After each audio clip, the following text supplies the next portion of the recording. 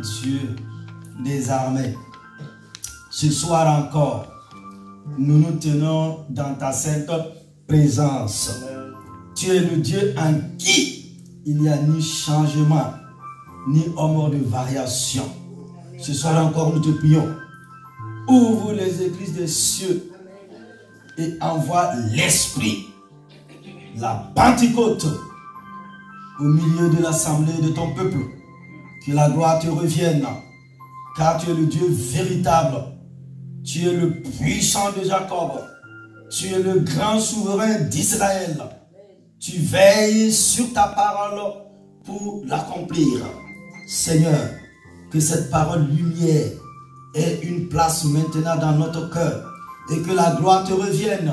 Et que l'assemblée du peuple de Dieu dise Amen, Amen, Amen, Amen. Acclame Jésus. Amen. Merci Seigneur. Veuillez vous asseoir s'il vous plaît. Et je vous invite à prendre vos Bibles avec moi. Et nous allons continuer sur ce grand thème. La puissance qui vient d'en haut. Oh, alléluia. La puissance qui vient d'en haut. Et comme texte biblique de référence, nous lisons dans Actes au chapitre 1, verset 8. Mais vous recevrez une puissance lorsque le Saint-Esprit viendra sur vous. Et vous serez mes témoins à Jérusalem, dans toute la Judée, dans la Samarie et jusqu'aux extrémités de la terre. Oh, alléluia. Et comme deuxième texte biblique, nous lisons dans ce livre de l'évangéliste Marc au chapitre 16, verset 15. Suivez attentivement la lecture avec moi. Nous avons l'habitude de lire la Bible comme un journal, mais nous devons sonder les saintes Écritures. Là, c'est Jésus qui parle ici. Donc, Marc nous dit ici, puis il leur dit, allez dans le monde entier proclamer la bonne nouvelle à toute la création. Celui qui croira et qui sera baptisé sera sauvé. Mais celui qui ne croira pas sera condamné. Verset 17. Voici les signes qui accompagneront ceux qui auront cru. En mon nom, ils pourront chasser des démons, parler de nouvelles langues, attraper des serpents.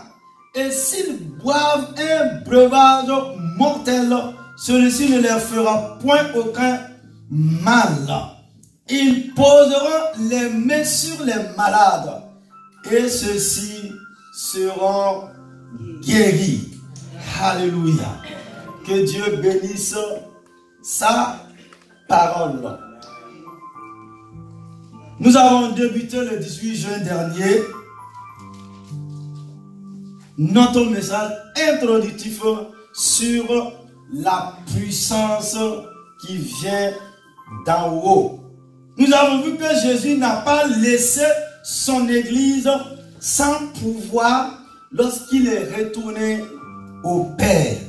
Il a promis de donner à l'église le pouvoir d'évangéliser le monde. Actes au chapitre 1, verset 8. Notre Seigneur a accompli sa promesse le jour de la Pentecôte. Actes au chapitre 2. Nous avons également vu que nous sommes impliqués dans une guerre. La Bible enseigne clairement que les enfants de Dieu sont impliqués dans une grande guerre spirituelle. Cette guerre est faite contre le diable et ses agents. Dans Matthieu chapitre 13, verset 39, Jésus a déclaré que notre ennemi, c'est le diable. La tâche de l'Église est donc grande. Un ministère de puissance est la seule manière par laquelle nous pouvons accomplir cette grande tâche. Dans la grande commission, Jésus nous a ordonné de prêcher l'évangile, c'est-à-dire la bonne nouvelle dans le monde entier. Nous devons le faire en témoignant à toutes les nations avant son grand retour. Matthieu au chapitre 24, verset 14. Aujourd'hui, en ce 21e siècle, plus de 3 milliards de personnes n'ont toujours pas reçu un témoignage adéquat de l'évangile de Jésus-Christ. La seule manière de faire avancer le royaume de Christ Jésus dans le monde est d'appliquer la force contre la force. La force principale de Dieu est la puissance du Saint-Esprit opérant à travers son Église. Jésus a dit, depuis les jours de Jean le Baptiste jusqu'à présent, le royaume des cieux est soumis à la violence. Et ce sont les violents qui le ravissent. Matthieu au chapitre 11, verset 12. Église, nous allons voir ce soir les éléments essentiels pour un ministère de puissance. Partie 2. Les éléments essentiels pour un ministère de puissance. Premièrement, c'est l'onction. Oh, alléluia. Quelqu'un peut dire avec moi ce soir, l'onction. L'onction de Dieu. Alléluia. Le premier élément essentiel au ministère de puissance est l'onction. L'onction se réfère à la présence manifeste du Saint-Esprit. Plusieurs exemples d'une telle onction peuvent être cités. L'onction de l'Esprit est venue sur Pierre lorsque lui et Jean ont fait face au Sanhédrin juif. Ils étaient accusés d'avoir guéri un paralytique et d'avoir prêché l'évangile dans la cour du temple. La Bible dit ceci. Alors, Pierre, rempli du Saint-Esprit, leur dit. Actes au chapitre 4, verset 8. Hommes frères, remarquons l'expression rempli du Saint-Esprit citée ci-dessus. Ce n'était pas la première fois que Pierre était rempli du Saint-Esprit. La première fois, c'était le jour de la Pentecôte. Ici, la présence spéciale de l'Esprit a oint Pierre pour qu'il parle au Sanhédrin. Cet événement était un accomplissement direct de la prophétie de notre Seigneur Jésus-Christ dans Luc au chapitre 12, versets 11 et 12. Dont Stamp a écrit ceci.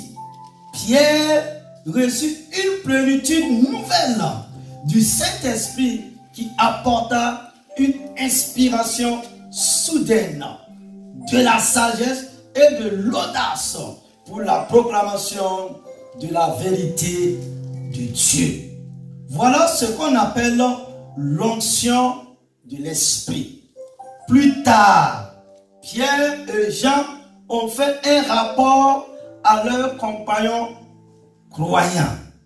Une onction de l'Esprit est alors descendue sur toute la communauté au moment où ils priaient.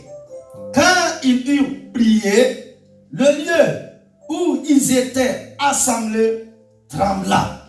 Ils furent tous remplis du Saint-Esprit.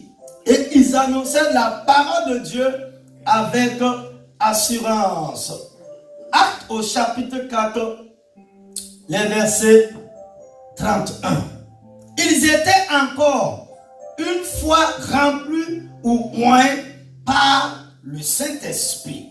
Cette onction de l'Esprit a été décrite plus loin en termes de puissance pour le témoignage. Avec une grande puissance, les apôtres rendaient témoignage de la résurrection du Seigneur Jésus. Et une grande grâce reposait sur eux. Actes au chapitre 4, verset 33. La grande grâce qui reposait sur eux était l'onction du Saint-Esprit. Cette onction apporte une grande puissance spirituelle. Étienne était un homme qui était rempli de foi et d'Esprit Saint. Dans Actes au chapitre 6, on parle de son onction par l'Esprit. Étienne, plein de grâce et de puissance, oh alléluia, opérait de grands prodiges et des signes parmi le peuple. Il n'était pas capable de résister à la sagesse et à l'esprit par lequel il parlait. Nous dit Actes au chapitre 6, verset 8 à 10. Les leaders juifs, voyant même l'onction du Saint-Esprit qui était sur la face d'Étienne, tous ceux qui siégeaient au Sanhédrin fixaient les regards sur lui et virent son visage comme celui d'un ange. Waouh! Actes au chapitre 16, verset 15. L'onction est descendu sur Paul sur l'île de Chypre. L'Esprit lui a révélé le jugement de Dieu qui arrivait sur le sorcier Élymas. Alors, Saul, appelé aussi Paul, rempli d'Esprit Saint, fixa les regards sur lui et dit: toi qui es plein de toute ruse et de toute fraude, fils du diable, ennemi de toute justice, ne cesseras-tu pas de détourner les voies droites du Seigneur? Maintenant, voici, waouh, la main du Seigneur est sur toi. Tu seras aveugle. Pour un temps, tu ne verras pas le soleil. Aussitôt, sinon subitement, instantanément, l'obscurité et les ténèbres tombèrent sur lui. Et se tournant ça et là, il cherchait des gens pour le guider. Actes au chapitre 13, verset 9 à 11. Quelle onction de l'Esprit de Dieu! Quelle confrontation de puissance! La puissance du Saint-Esprit contre la puissance des démons, c'est-à-dire des forces mystiques, démoniaques, sataniques et ténébreux. Alléluia! Il y a un Dieu, il s'appelle le Tout-Puissant. Alléluia! Beaucoup de personnes aujourd'hui désirent exercer un ministère sous la puissance de l'Esprit, tout comme les chrétiens de l'Église primitive. Pour ce faire, ils doivent apprendre à marcher selon l'Esprit. ils doivent être toujours prêts à se soumettre à la direction et au contrôle de l'Esprit Saint. Et nous arrivons au grand 2. Deuxièmement, la foi. Je dis, mon frère, ma soeur, la foi. Alléluia. La foi a été définie de plusieurs manières. Martin Luther l'a appelé le bras qui cherche à prendre ce que Dieu offre. Jeter a dit, la foi en Christ est la confiance en Christ. C'est croire qu'il est ce qu'il dit être et qu'il fera ce qu'il dit qu'il fera. Par contre, la croyance peut être passive. La foi est toujours active. Amen. Alléluia. T.L. Osborne a écrit ceci. Ce grand évangéliste du XXe siècle. Voici ce que dit Osborne. La foi signifie que vous êtes convaincu que ce que Dieu a promis et ce que vous demandez est à vous. Que Dieu a promis et ce que vous demandez est à vous. Que vous l'avez reçu même avant de le recevoir, même avant de le voir ou le sentir. Waouh! Un homme de foi qui a fait tant d'expériences avec l'homme de Golgotha, l'homme d'éternité, le Fils incarné de Dieu béni éternellement, la personne que j'aime, la personne de Jésus-Christ de Nazareth. Oh, alléluia. Jésus, il est le chemin. Jésus, il est la vérité. Jésus, il est la vie. Son nom seul suffit pour nous délivrer. Alléluia. Ici, nous définissons la foi comme la capacité de croire en la possibilité pour Dieu de faire des miracles. Une telle foi s'attend vivement à ce que Dieu confirme sa parole avec des signes qui l'accompagnent. Elle est illustrée par le zèle de Pierre lorsqu'il a demandé à Jésus la permission de marcher sur l'eau. Pierre lui répondit, si c'est toi, ordonne-moi d'aller vers toi sur les eaux. Il lui dit, viens. Pierre sortit de la barque et marcha sur les eaux pour aller vers Jésus. Nous dit Matthieu au chapitre 14, versets 28 et 29. La foi a permis à Pierre et à Jean d'ordonner à un boiteux se trouvant près du temple de marcher. Regardez. Yes. Ils ont dit, regarde-nous. Regarde-nous. Pourquoi? Jésus était en eux. Ils n'ont pas dit, ma soeur, regarde à Jésus, hein. Regarde-nous. Actes chapitre 3, verset 4. Lui ont-ils dit, ils avaient quelque chose dont ils avaient besoin et ils désiraient ardemment donner ce quelque chose. Troisièmement, l'audace. Waouh! Les garçons doivent comprendre ça. Hein? L'audace. Et avoir l'audace.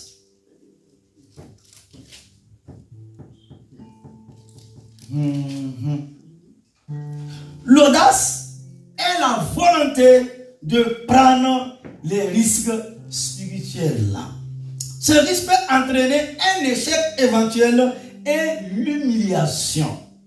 Nous voyons une telle audace dans le ministère de l'apôtre Paul à Lystre. Paul savait en son esprit qu'un certain paralytique avait la foi pour être guéri. C'était une chose étonnante, puisque l'homme en question n'avait jamais marché. Paul prit le risque quand même. Lève-toi, droit sur tes pieds. Il se leva d'un bond et se mit à marcher. Acte au chapitre 14, verset 10. Église, je vous pose la question. Et si l'homme n'avait pas marché, mon cher ami? Et si l'homme n'avait pas marché, Paul serait humilié. De manière certaine, son ministère à Lystre allait prendre fin. Cependant, Paul était audacieux dans la foi, prêt à prendre le risque de l'échec. Voici un autre enseignement. Le titre de notre message, le risque de l'échec. L'homme fut instantanément guéri. Comme résultat de ce miracle, un puissant réveil eut lieu dans cette ville. Une telle audace ne peut venir que de l'engagement total d'une personne à Dieu. Cela nécessite la confiance en la parole et l'onction du Saint-Esprit. Le ministère de puissance implique le fait de prendre des risques. Nous n'avons pas une grande garantie de succès pour chaque occasion où nous prions pour la guérison d'un malade. Il se peut que nous ne remportons pas la victoire chaque fois que nous défions les forces démoniaques, si on est les forces de la sorcellerie. Mais ceux qui veulent toujours jouer le jeu sans risque n'auront jamais de ministère efficace. Le succès vient toujours aux preneurs de risques qui agissent avec foi et audace. Alléluia. C'est pas la croyance, hein. Quelqu'un qui a la foi et qui agit avec audace. Ah non, non, les gens n'aiment pas prendre des risques. Hein? Ah non, non, non, non, non. J'ouvre une parenthèse. Il y a un homme chez vous là. On l'a appelé l'homme du 18 juin. Tu as compris ma fille? L'homme du 18 juin. Il n'était pas en France. Il a même dit, la capitale de la France là, c'est où? Londres. Non. Bordeaux. Congo. C'est Brazzaville. C'est Brazza. C'est pas RDC. Hein? L'autre Congo, là, il y a deux Congos. Vous êtes d'accord avec moi? Il a dit la capitale de la France, c'est Brazzaville. Quelque part en Afrique centrale. Il n'était pas en France. Hein? Il était à Londres. Il parlait. Quelle audace. Un général, mais il n'avait pas de soldats. Il n'avait pas une armée. Je parle aux Français, Françaises. On avait même retiré sa nationalité. Ça n'a pas commencé aujourd'hui. Comment, bon, si c'est nous Africains, on est d'accord. Comment quelqu'un qui est né Gaulois, Gauloise là, on dit qu'il n'est plus français. Il est quoi maintenant?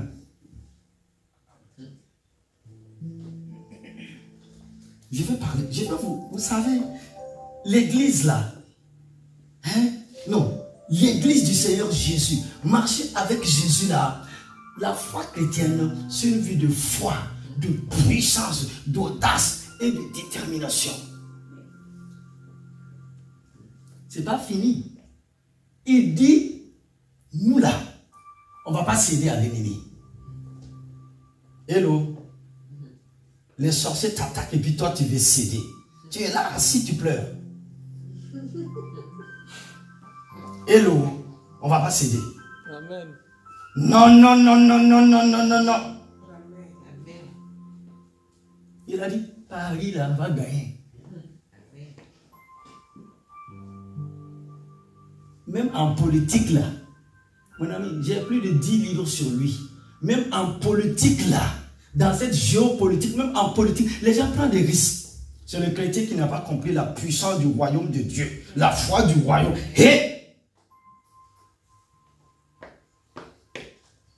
j'avais dit à un homme de... Tu te rappelles, un homme de 60... Il est allé à la retraite, un homme de 62 ou 65 ans qui partait à la retraite. Il dit, ah, je ne veux pas de risque, je ne veux pas de problème. Quand nous on arrive à Hachel, je dis, les gars, si à mon âge, je ne prends pas de risque, je ne vais plus jamais prendre de risque. Ce n'est pas à 60 ans, c'est maintenant. À l'époque, j'ai dit, trouvez-moi une banque.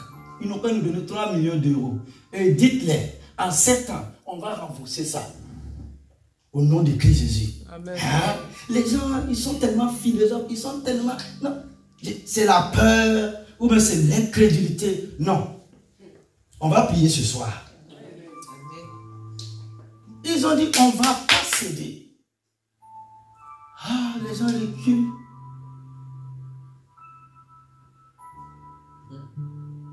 Les gens pleurent. Ils remuent. Dieu. Tes larmes là, c'est du sel. Ça, c'est sandwich pour les démons.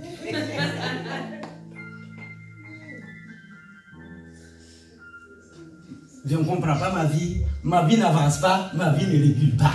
Mon ami, ta vie avance. Hello. Ceux qui n'avancent pas, qui ne reculent pas là, ils sont à Père Lachaise. On est d'accord? Acclame Jésus.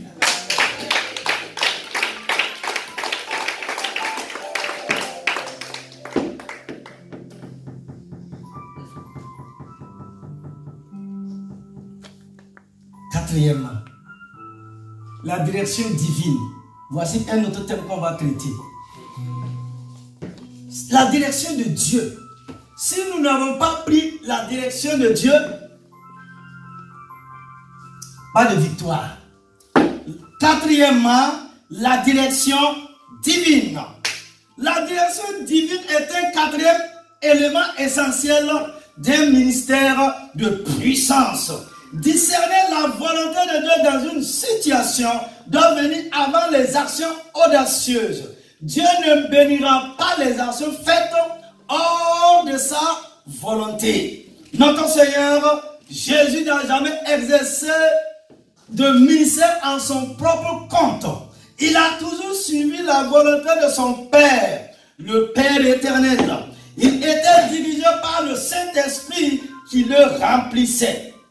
Église, lisez attentivement et considérez sérieusement dans la réflexion les déclarations suivantes de notre Seigneur Jésus. En vérité, je vous le dis, le Fils ne peut rien faire par lui-même, mais seulement ce qu'il voit faire le Père. Et tout ce que le Père fait, le Fils aussi le fait également. Car le Père aime le Fils et lui montre ce qu'il fait. Il lui montrera des œuvres plus grandes que celle-ci, afin que vous soyez dans l'étonnement.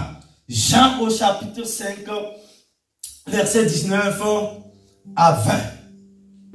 Alors, vous connaîtrez que je ne fais rien de moi-même, mais que je parle selon ce que le Père m'a enseigné. Jean chapitre 8, verset 28.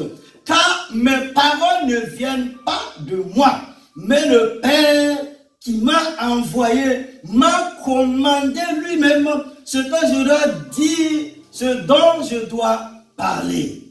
Ainsi donc, je parle. J'en parle comme le Père me l'a dit. Jean au chapitre 12, verset 49 à 50. Jésus a dit et a fait seulement ce que le Père lui a dit de dire et de faire. l'histoire de Jean au chapitre 5, un texte que j'aime beaucoup et que j'ai beaucoup prêché là-dessus. Jean au chapitre 5, verset 1 à 20, illustre bien ce point. Oh, alléluia. Une multitude de personnes malades ou handicapées se trouvaient près de la piscine de Bethesda. Cependant, Jésus n'a guéri que l'un d'entre eux. Versets 8 et 9 de Jean 5. Pourquoi a-t-il choisi de guérir seulement celui-là précisément entre tous? Je me pose la question, Église. Pourquoi n'a-t-il pas guéri tous? Jésus a choisi cet homme parce qu'il suivait les directions de son Père. Nous dit les versets 19 et 20 de Jean au chapitre 5. En esprit, le Fils a vu ce que le Père faisait et il n'a fait qu'agir en harmonie avec son Père. Ceci était une clé du ministère puissant de notre Seigneur Jésus. Nous devons, nous aussi, être capables d'entendre la voix de Dieu et de savoir ce qu'il veut. Quelqu'un a dit, le ministère de puissance est facile. Waouh! Il dit, le ministère de puissance, c'est trop facile.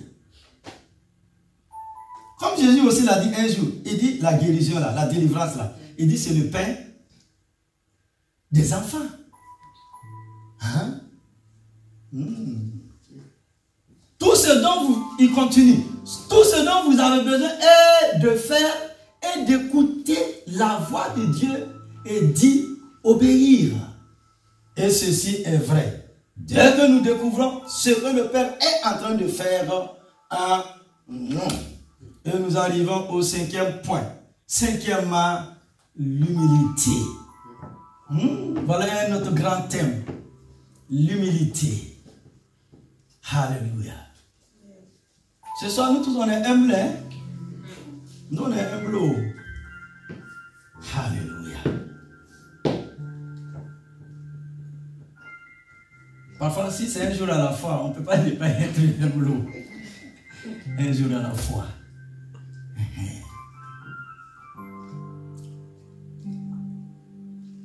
L'humilité, c'est quoi?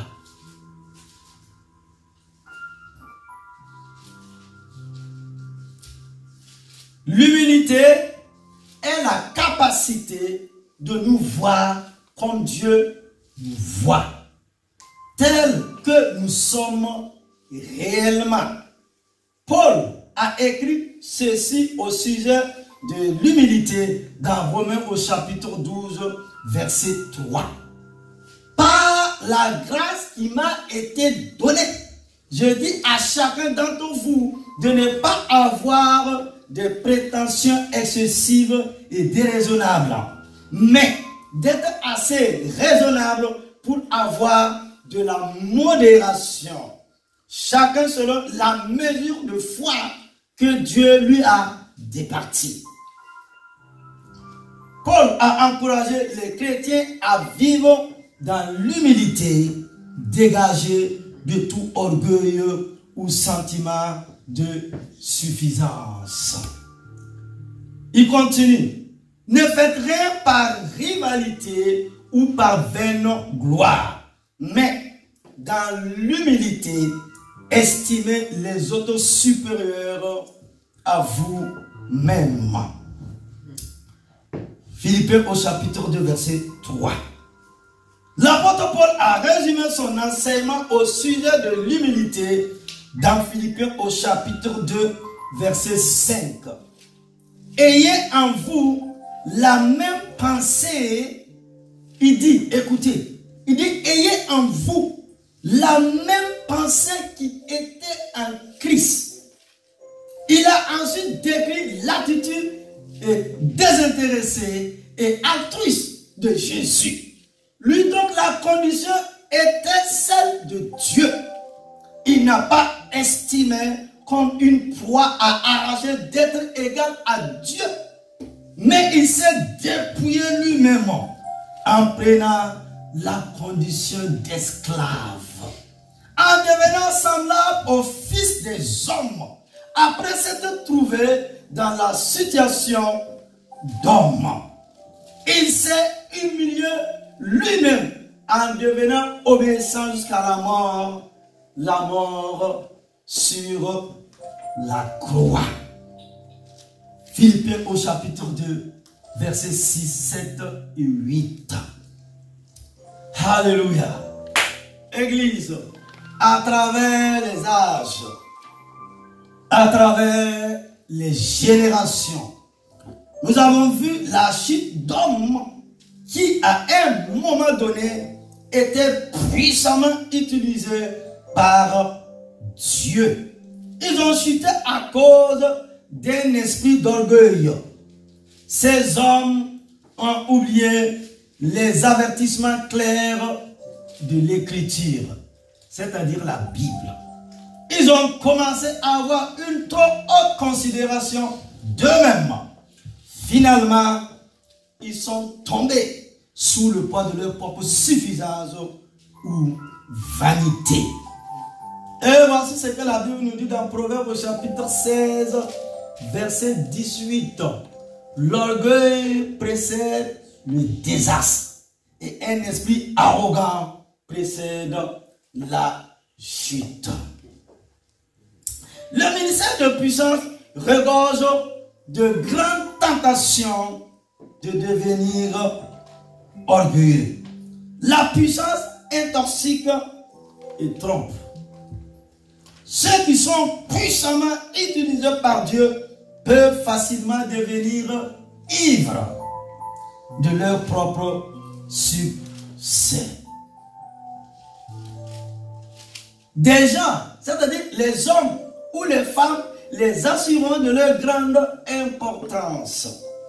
Certaines personnes sont facilement confuses par les miracles que ces ministères de puissance accomplissent. Des disciples enthousiastes les traiteront joyeusement comme s'ils étaient des dieux. Ceci est arrivé à Paul et à Barnabas. Alléluia. Conclusion. Nous ne devons jamais oublier que Dieu est la source de toute véritable puissance. Toute la gloire lui appartient. Les 70 disciples de Luc au chapitre 10 étaient revenus de leur mission avec grande joie. Ils firent ce rapport à Jésus. Seigneur, les démons même nous sont soumis en ton nom. Luc 10, 17.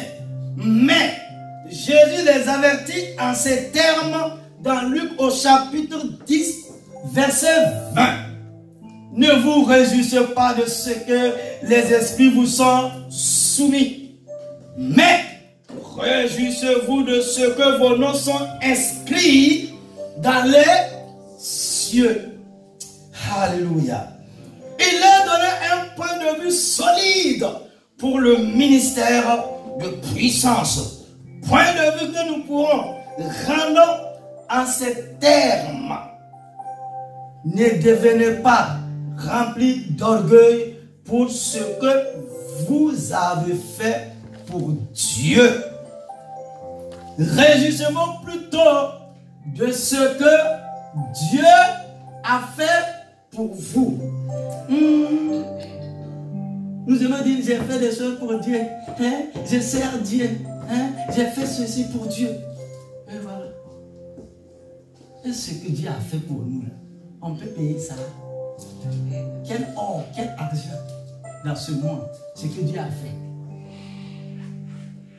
Il dit, réjouissez-vous plutôt de ce que Dieu a fait pour vous. L'humilité est un élément essentiel d'un ministère de puissance réussi. Et que quelqu'un dise Amen, Amen, Amen. Acclame Jésus de Nazareth. lui-même qui a opéré dans un ministère de puissance, de feu et de gloire, en l'honneur de l'Éternel Dieu des armées, nous a laissé ce modèle de ministère. Que Dieu bénisse sa parole et l'assemblée de son peuple. Et je vais entendre des Amen. Amen. Amen. Amen. Pendant que tu dis Amen, Amen, tiens-toi debout. Amen, Amen.